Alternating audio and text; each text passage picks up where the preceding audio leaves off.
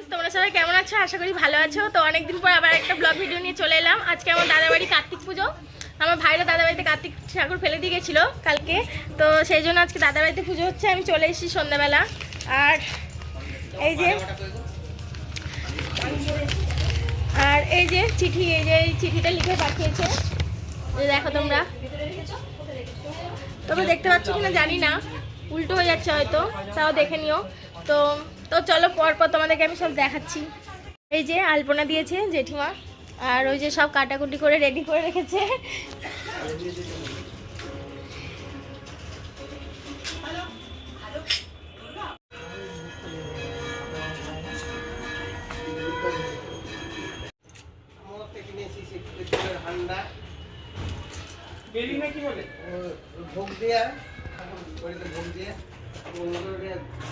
এই দেখো তোমাদেরকে তো অনেক কিছু দেখালাম। এই যে দাদা ভাই এখানে ডেকোরেশন করেছে, আর এখন ডেকোরেশন করছে দাদা। আর এদিকে বৌদি ভাই রেডি হচ্ছে, আর দাদা নতুন পাঞ্জাবি পরে এখন পুজোর জন্য মানে ডেকোরেশন করছে। খুব সুন্দর হয়েছে ডেকোরেশনটা। এই যে কার্তিক ঠাকুর।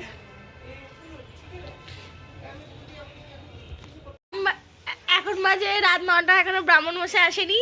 আর এদিকে সবাই এসে বসে আছে, এই যে বাবা, জেঠু, দাদা। আর এদিকে সব রেডি করা আছে আমাদের। ব্রাহ্মণ মশাই কখন আসবে জানি না, আদৌ আমি পুজো দেখতে পারবো কিনা। তো দেখি কতক্ষণ থাকবো। এই যে এখনো পুরোহিত মশাই, ব্রাহ্মণ মশাই এখনো এসে উপস্থিত হয়নি। এখন বাজে 9:30। আর এদিকে মা আর বৌদি লুচির মানে লেচি কাটছে, লুচি ভাজা হবে।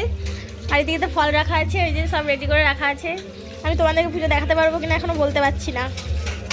হ্যালো ফ্রেন্ডস, আমি পুজো দেখতে এসেছিলাম, কিন্তু ভাগ্যবশত আমি এইবারে পুজো দেখতে পেলাম না, যেহেতু মানে পুরোহিত মশাই আসতে খুব লেট করছে, সেই জন্য। আর কি করবো, জেঠিমা থেকে লুচি ভেজে আমাকে লুচি খেতে দিচ্ছে, লুচি ভেজে খেতে দিচ্ছে। এখন আমি লুচি খেয়ে বাড়ি ফিরবো, লুচি আর আলুর দম। আর এদিকে মারা তো এখন এইসব কাজ করছে, আর এদিকে আমার বাবা বসে আছে।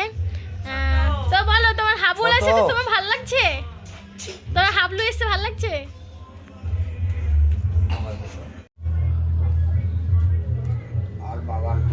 মোটরসাইকেলে কে তুলে নিয়ে যাবে? মোটরসাইকেলটাই তো খারাপ হয়ে পড়ে আছে রে আমার।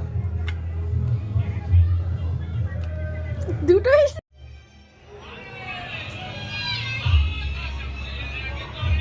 মশাই এখনো আসতে পারেনি, তাই আমি এখন বাড়ির দিকে রওনা দিচ্ছি। আর কি করব, রাত 10টা বাজে, বাবু একা আছে বাড়িতে, সেই জন্য বাড়ি যেতে বাধ্য হচ্ছি। প্রসাদ নিয়ে যেতে পারলাম না। তো চলো এখন যাই, একা একা বাড়ি যাচ্ছি এখন। টাটা। ব্লগটা আমি এই পর্যন্ত রাখছি। তোমাদেরকে পুজো দেখাতে পারলাম না, তো তার জন্য কিছু করার নেই আমার, তোমরা মানছনা করে দিও।